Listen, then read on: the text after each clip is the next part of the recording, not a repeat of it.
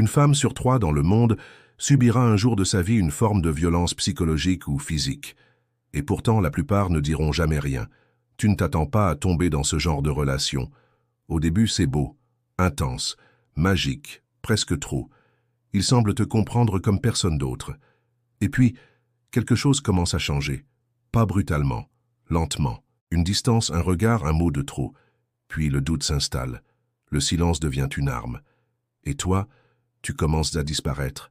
Tu sais que quelque chose ne va pas, mais tu n'arrives pas à partir. Parce qu'il y a encore de l'espoir. Parce que tu crois que tu peux réparer. Parce que tu penses que c'est peut-être de ta faute. Tu te retrouves piégé dans une relation où tu donnes tout et où tu te perds. Et ce n'est pas rare. Selon une étude menée en 2022, plus de 60% des personnes sous emprise émotionnelle continuent à croire que leur partenaire les aime, même après des années de manipulation. Ce n'est pas de la naïveté. C'est une forme d'addiction, de confusion neurologique. C'est une prison mentale que personne ne voit, sauf ceux qui y sont déjà enfermés. Mais aujourd'hui, on va la nommer. On va l'exposer. On va comprendre pourquoi on reste, pourquoi on doute, et surtout, comment on s'en libère pour de bon. Si tu vis ou si tu as vécu cette situation, laisse un like. Tu peux aussi partager ton expérience ou, si tu n'as pas les mots, écrire simplement « Merci ». Parce que briser le silence, parfois, commence par un seul mot. Carl Jung disait « Ce que tu nies te soumet, ce que tu acceptes te transforme. Et si ce que tu appelles encore amour n'était qu'une dépendance neurochimique, pas une faiblesse, pas un manque d'amour propre, mais un piège bien plus profond, une addiction affective comparable à celle provoquée par la cocaïne, selon les études de l'Université de Columbia. Tu ressens le manque, la confusion, l'attente. Et ce manque, la science l'explique. L'imagerie cérébrale montre que chez une personne sous emprise amoureuse, les mêmes zones s'activent que chez un toxicomane en manque. Pas de métaphore ici, juste de la biologie. Et c'est là que commence la prison invisible. Tu crois l'aimer. Tu crois que tu peux encore réparer. Que tu es sur le point de retrouver la version du début. Ce moment où il te regardait comme personne ne t'a jamais regardé. Mais selon le docteur Patrick Carnes, spécialiste mondial de la dépendance relationnelle, cette première phase n'était pas de l'amour. C'était une mise en condition. Une sorte de prélude chimique orchestré pour créer en toi une empreinte émotionnelle. C'est ce qu'on appelle le love bombing. Des compliments, des gestes forts, des messages constants. Ton cerveau, lui, libère à ce moment une avalanche de dopamine, d'ocytocine, de sérotonine. Résultat, il te programme à l'attachement exactement comme un enfant s'attache à la figure d'un parent, même si ce parent est instable ou destructeur. C'est une loi neurologique, pas un choix conscient. Tu te demandes peut-être pourquoi tu n'arrives pas à partir. Pourquoi tu restes malgré l'humiliation, la froideur, les critiques déguisées en humour. Voici pourquoi. Ton cerveau déteste l'inconnu. Il préfère un enfer familier qu'un paradis incertain. Ce biais cognitif s'appelle l'illusion de contrôle. Selon les recherches du professeur Dan Ariely, nous restons plus longtemps dans une situation toxique si elle nous donne l'illusion que nous avons encore une influence sur elle. Et le pervers narcissique joue là-dessus. Il te donne des miettes d'attention, juste assez pour réactiver ta chimie interne, puis te les retire brutalement. Un cycle intermittent. Et c'est exactement ce qui crée la dépendance la plus forte, selon les expériences menées par le docteur B.F. Skinner sur le comportement humain. Quand la récompense est imprévisible, elle crée plus d'addiction qu'une récompense constante. Et là, tu culpabilises. Tu te dis que tu es trop sensible, trop fragile, pas assez fort. Mais Épictète, il y a 2000 ans, avait déjà répondu à ça. Ce ne sont pas les événements qui troublent les hommes, mais l'idée qu'ils s'en font. Et ce que tu crois être de l'amour, ce que tu appelles passion, ce feu intérieur que tu ressens, n'est peut-être que le signal d'alarme d'un système nerveux pris en otage. Ton attachement n'est pas irrationnel. Il est programmé, comme chez les victimes d'un syndrome de Stockholm. Ce syndrome observé pour la première fois en 1973 lors d'une prise d'otage à Stockholm montre que même une personne menacée peut développer de la loyauté pour son agresseur simplement parce que le lien affectif devient une stratégie de survie psychique. Tu ne peux pas te libérer d'une prison tant que tu ne vois pas les barreaux. Et ces barreaux, ce sont les réactions biochimiques, les attentes émotionnelles, les distorsions cognitives que tu vis chaque jour sans les nommer. Une étude de l'Université de Harvard a démontré que 98% des personnes sous emprise ne savent pas qu'elles le sont. Pourquoi? Parce que leur perception a été progressivement altérée. Le processus s'appelle le gaslighting, ou l'allumage de faux feux. Il te fait douter de ce que tu vois, de ce que tu ressens. Et petit à petit, ta réalité devient la sienne. Marc Aurèle disait « Si cela dépend de toi, fais-le. Si cela ne dépend pas de toi, accepte-le. Ce que tu vis ne dépend pas de ton manque de volonté. Mais ta libération, elle, dépendra de ta capacité à regarder ce que tu ne voulais pas voir, à dire « Enfin, ce n'est pas de l'amour, c'est un piège. Et maintenant que je le vois, je peux commencer à en sortir. » Mais pour sortir, il faut comprendre qui a construit ce piège et comment il agit dans ton esprit. Et c'est exactement ce qu'on va voir maintenant. On croit souvent que les manipulateurs sont visibles, qu'ils crient, insultent, détruisent, mais c'est bien plus insidieux. Le vrai pervers narcissique est un architecte psychologique, un faiseur de masques, un maître de l'illusion sociale. Carl Jung disait que les gens vont tout faire pour ne pas affronter leur propre ombre. Et c'est précisément cette peur-là que le manipulateur exploite. Il entre sans forcer, avec douceur, avec admiration, avec ce que tu crois être de la compréhension profonde. Il ne te séduit pas seulement, il te scanne, il lit tes failles. Et il s'y glisse. Selon les travaux du docteur Georges Simon, psychologue clinicien reconnu pour son étude des personnalités manipulatrices, le pervers narcissique fonctionne comme un prédateur social. Il observe, teste les limites, ajuste son comportement pour obtenir ce qu'il veut. Et ce qu'il veut, ce n'est pas l'amour, c'est le contrôle. Il s'immisce dans ta perception, il manipule ton miroir intérieur. Et ça ne commence jamais par une violence, ça commence par une fusion. Tu entends des phrases comme « Je n'ai jamais rencontré quelqu'un comme toi »,« C'est trop fort entre nous »,« On est pareil ». Il synchronise ses gestes, ses mots, ses goûts. Il se moule à toi comme une ombre. Selon une étude de l'université de Stanford, ce type de synchronisation crée une illusion de connexion profonde qui augmente de 42% les chances des adhésions émotionnelles. C'est scientifique. Et c'est là que tu commences à baisser la garde. Puis, subtilement, la deuxième phase commence. La confusion contrôlée. Tu te retrouves à douter de toi sans raison claire. Tu te dis que tu es trop exigeant, que tu l'as mal compris. C'est le début du brouillard. Le manipulateur commence à distiller des contradictions, des changements d'attitude, des non-dits. Et toi, tu cherches la logique. Mais il n'y en a pas, car le but n'est pas de communiquer, mais de dominer l'interprétation. Comme le disait Sénèque, le langage est le vêtement de la pensée, et parfois, le camouflage du mensonge. Il commence à te comparer. Tu n'es pas comme mon ex. Elle, au moins, elle me faisait confiance. Et tu veux prouver que tu es différent, que tu vaux mieux. Tu entres dans un piège d'approbation. Tu crois que tu as quelque chose à prouver, alors que tu es déjà en train de perdre ton ancrage. C'est exactement ce qu'a théorisé Alfred Adler, père de la psychologie individuelle. Lorsque l'estime de soi est attaquée par comparaison répétée, l'individu tend à surcompenser pour regagner l'amour, même s'il n'y en a jamais eu. Et ce n'est pas un hasard. Une étude menée sur 600 victimes d'emprise affective a montré que 70% d'entre elles avaient connu dans l'enfance un attachement insécure. Le pervers narcissique sait capter ses blessures anciennes. Il appuie dessus, puis joue le sauveur. Il t'affame psychologiquement, puis il te donne juste assez pour survivre. C'est un conditionnement. Et plus tu restes, plus tu t'attaches. C'est ce qu'on appelle le renforcement négatif intermittent. La même technique utilisée pour entraîner un chien à rester loyal à un maître violent. Et il y a pire. Le manipulateur te pousse à l'auto-abandon. Tu ne sais plus si c'est toi ou lui le problème. Tu prends ses silences pour des messages, ses absences pour des tests, ses critiques pour des vérités. Et tu te transformes pour ne pas perdre ce lien. Mais comme le disait Épictète, quand tu cèdes ce que tu es pour plaire à un autre, tu perds la seule chose qui t'appartient vraiment. Et cette perte-là, elle ne se voit pas. Elle se vit comme un glissement, un effacement progressif. Le pervers narcissique ne t'attache pas avec des chaînes. Il t'enlace avec tes propres peurs. Il utilise ta bonté, ton besoin d'être compris, ta patience, ta loyauté. Il fait de tes qualités ses outils. Et pendant que tu te demandes s'il t'aime encore, lui vérifie jusqu'où tu es prêt à aller pour qu'il reste. Il n'a pas besoin de hurler. Il lui suffit d'être incompréhensible. Comprendre ça, ce n'est pas haïr, c'est se réveiller. Car tant que tu crois qu'il agit par amour, tu restes piégé. Il agit par stratégie. Il agit par besoin de domination, pas par blessure d'enfance ou manque d'affection.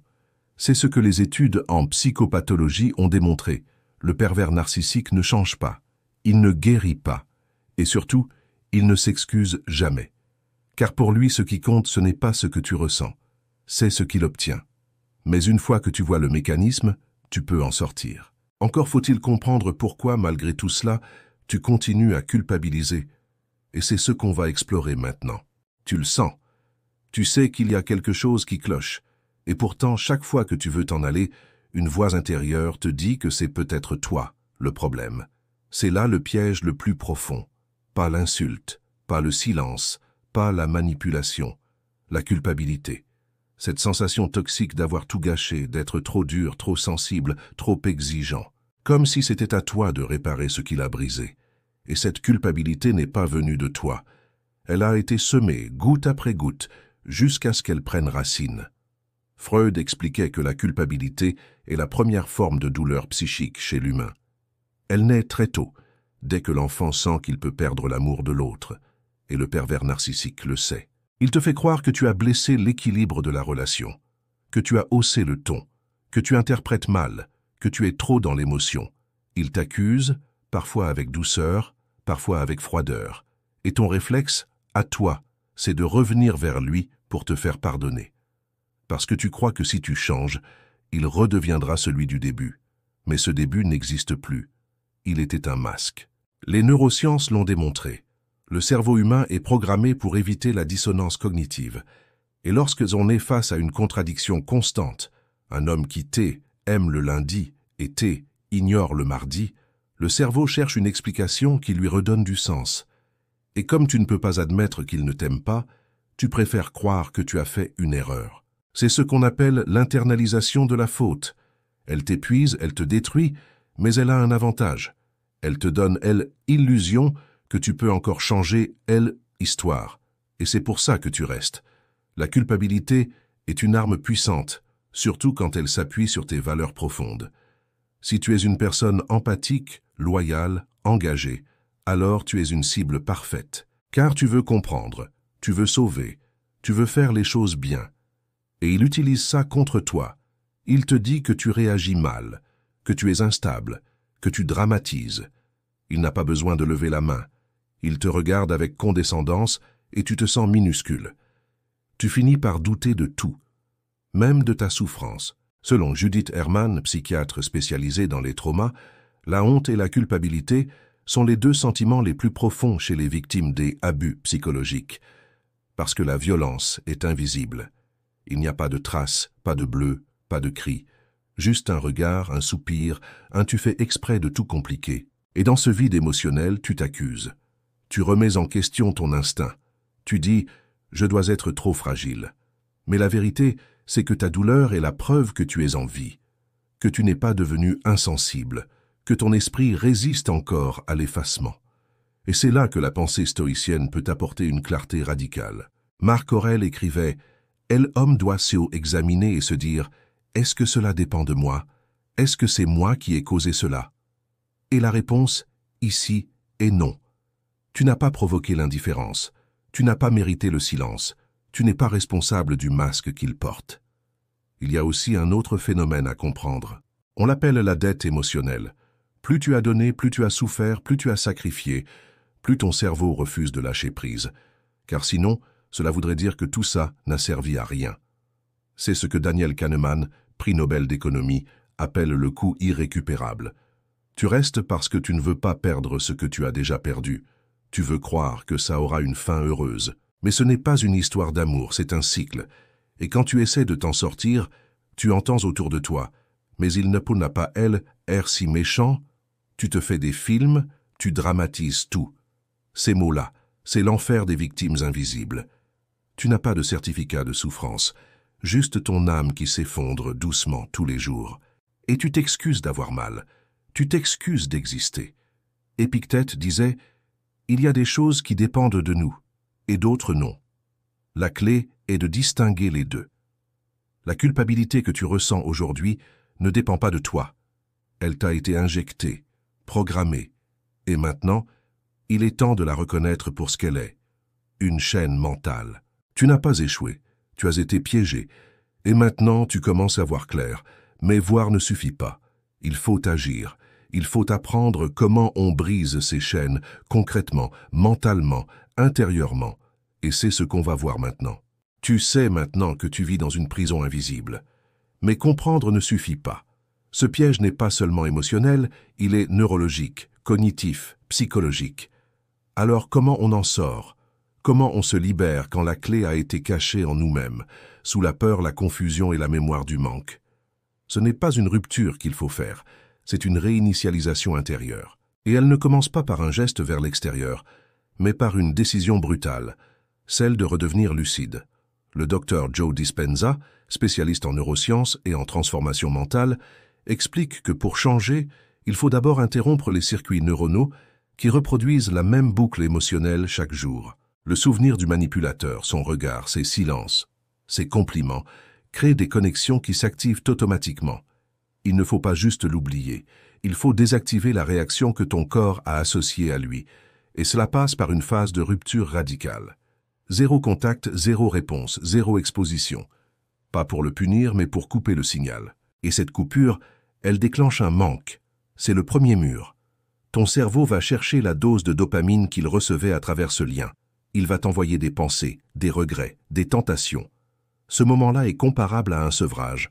C'est dur, c'est brutal, mais c'est nécessaire. Le professeur Judson Brewer, expert en addiction comportementale, a démontré que la pleine conscience, combinée à l'observation des sensations corporelles, réduit les symptômes de manque de manière significative.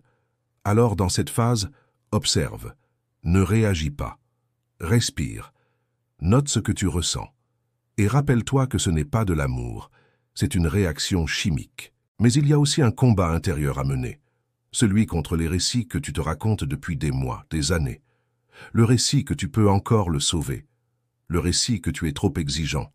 Ces récits sont des constructions.